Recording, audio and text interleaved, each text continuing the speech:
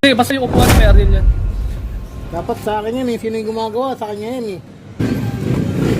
Sabo! Lapat ba? Lapat. Harap ka ng bola doon. Tanggal agad pintura. Padding? Tatanggal talaga. Pero normal na gagasgasan yan. Oo. Wala ka Pre, wala ka. may impact yan eh. Magagastos talaga yan. Ang gusto mo yung pinapokpok.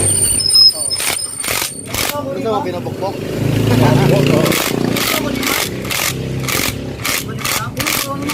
Oo, yung katawan lang. Ako, kakalit. Mas maganda yung sa kanya eh. Naka-DVT pala lahat na pala eh. Dito. Ha? Alin? Tanggal mo sa lalagyan. Tinanggal ko doon kay Kuya Dan. Wala silang basura eh. Sabi ko kung may basura sila.